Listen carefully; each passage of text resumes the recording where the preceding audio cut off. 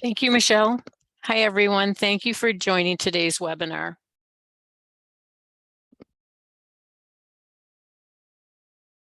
The Read Live suite of programs contains Read Naturally Live, Word Warm-Ups Live, 1 Minute Reader Live, and Read Naturally Live Espanol. Read Naturally Live is our flagship program. The primary focus is fluency and phonics with additional support for vocabulary, spelling, and comprehension. Word Warm-Ups Live focuses on phonics with support for fluency, spelling, and phonemic awareness. Read Naturally Live Espanol is a Spanish language version of Read Naturally Live and is designed to help multilingual readers develop Spanish literacy skills. 1 Minute Reader Live's primary focus is fluency with support for vocabulary and comprehension.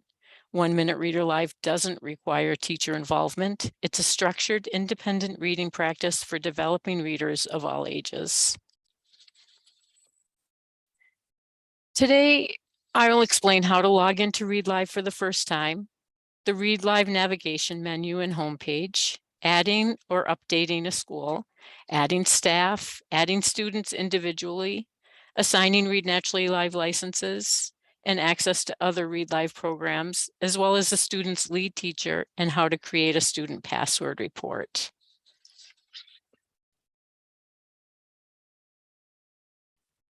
I'm going to leave my PowerPoint and do a quick demonstration for you. The main account contact will receive an activation email from noreply@readnaturally.com with login instructions.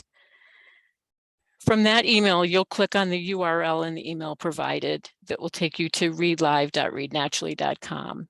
And this is the Read Live homepage. The staff member, please note, if you're asked for an email address, you're at our company website, readnaturally.com, where you can place orders and take our online courses. And that looks like this page, and you'll be asked for an email address and set up a password. But to log into Read Live and get started, you'll want to go here and you'll click on staff member. You'll enter your 8-digit account ID and your user ID and the password that was provided in that email. When you log in for the first time, it will ask you to change your password and set a security question.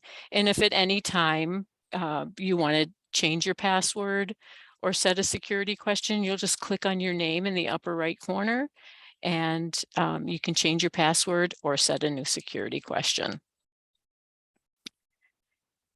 The orientation and resources page will help you get started. It has links that you can go to review how to set up.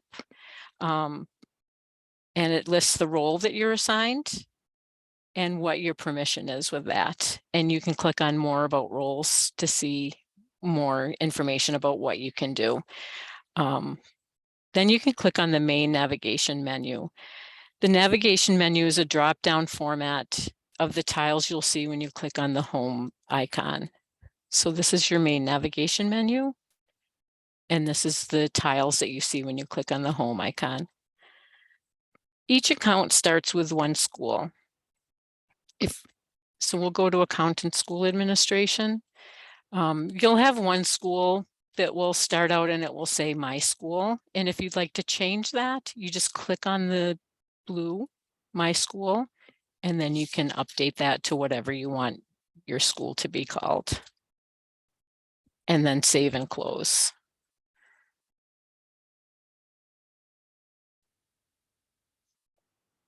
To add a school, you just click add school. You'll enter the school name. If you want the school to be able to use any of the licenses within the account, then you can make sure this is checked. If you want to have the school only use a specific number of licenses, you'll click this button and then enter that number of licenses and then save and close. Once your school or schools are added, you can add a staff member, and you'll go to the staff member administration page. Our drop-down menu here from the main navigation menu, it goes in order of how you would initially set up. So you'd first want to set up your school, and then you want to set up your staff members. To add a staff member, you'll just click the add staff member button. Any field that has an asterisk, you're going to want to fill out. So you'll just add this teacher name.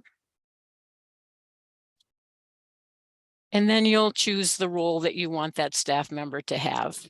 The check marks across the page are basic permissions that the staff member will have. If you want a more detailed list of the permissions that that staff member would have, you'd click on learn more about roles. And that brings up a detailed list of what they can and can't do for each of the different roles. Then you'd select the school. If it's a teacher or Read Live assistant that needs access to all the schools, you can click all schools. Otherwise, if they're just going to be working at one school, you can just choose that school. Then you'd enter the staff member's email address. And then you'd enter it again to verify it. And then the user ID usually autofills to their first initial last name. And then you would save and close, or if you have multiple staff members to add, you just save and add another. Once you're done with adding staff members, you'll go back to the main navigation menu, or you can click on the home icon and you can click on student administration. And then student setup to add students individually. Then again, you'll click on add student. Any field with an asterisk needs to be filled in.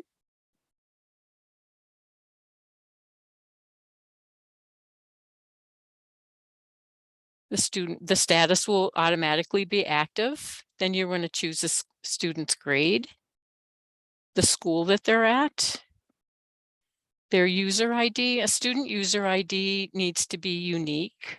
Some schools or some staff members will use the student's school ID or their lunch number.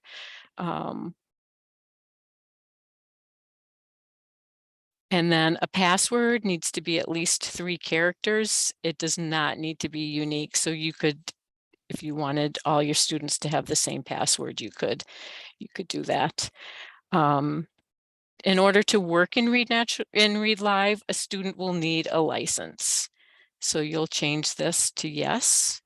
They're automatically given a Read Naturally Live license and a 1-Minute Reader Live license. If you want the student to work in Word Warm-Ups Live or Read Naturally Espanol, you'll just check those boxes.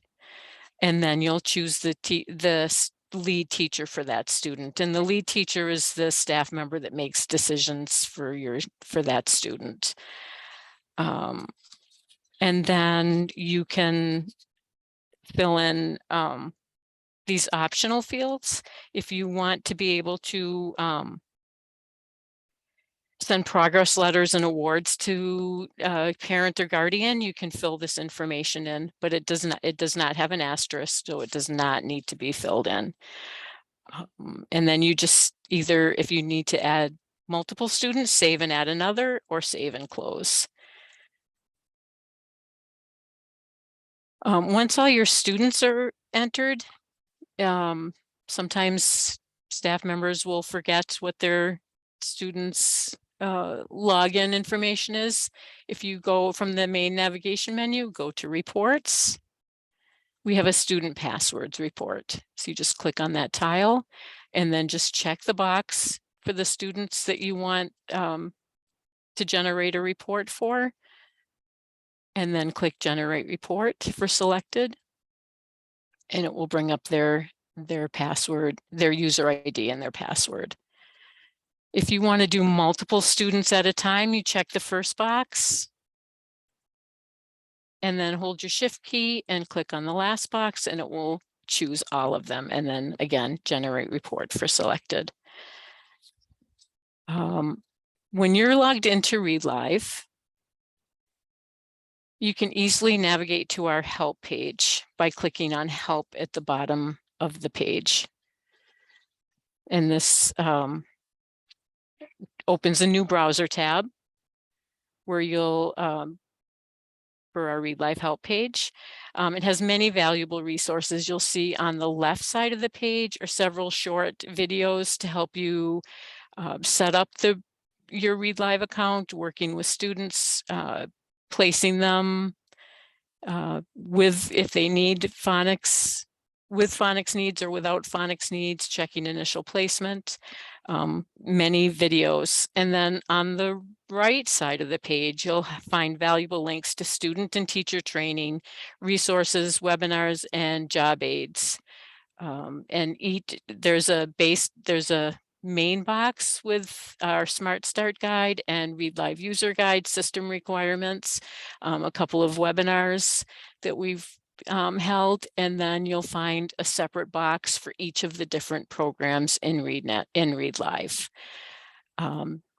There's also, I like to point out, we have Fidelity Checklists for all of our programs in Read Live, and these are really helpful to help you set up and implement Read Live for your students. Michelle, do we have any questions? There was one question came in. I did answer it over chat. It was when you add a new staff member, does an email automatically get sent to them? And that answer is yes. An email is sent to the email address that was entered when that teacher was created. So this could be an example that possibly your email address may have been entered incorrectly if you didn't receive that email from noreply@readnaturally.com. And that would be something you'd want to reach out to your administrator about, or to check yourself if you are an administrator on the email address that you've entered. Right, and that's a great question. Also, sometimes a staff member will need their password reset, and the account administrator can do that. You would just click over here. This is the staff member administration page. So if that staff member needs their password reset, you would just click this reset password box. And then that is valid for 8 hours. So they would have to use that information within 8 hours. Also, if a staff member gets locked out of their account, this unlock box would be, I think it's black, and you would just click on that and it would unlock their login. I will note too on that unlock for the teacher roles within the account will automatically unlock after 30 minutes. An account administrator will need to call us to have that account reset. Thank you. Yeah. Oh, I've got some more questions here. Can the teacher set up the students, or does it have to be the administrator? Yes, teachers can add students. Let me just go to this. So you'll see that, let's see. I think it's here, right, add and edit students. Yeah, so yep, there's, they can add and edit their students. Which also, if the lead teacher changes for a student, either the past lead teacher or the account administrator will need to remove that lead teacher so that a new lead teacher can be assigned to that student. Anybody else have any last minute questions here they want to pop in with?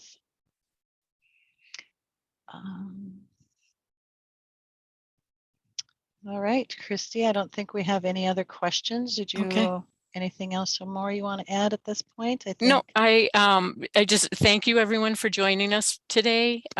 Please reach out with any questions you may have. The customer service email address is up here as on the, oh no, it's not, sorry. Customer service email is here and my email address is here. Please don't hesitate to reach out. Give us a call 800-788-4085 so we can answer any questions you might have. And thanks for participating today. Just a reminder that we will be sending out follow-up emails with links to the webinar recording in about 24 hours. Please feel free to share the recordings with your colleagues. And please respond to the survey questions that will appear on your screen after the webinar so we can continue to improve the educational experience for all of you and our future webinars. Thank you for your participation and enjoy the rest of your day.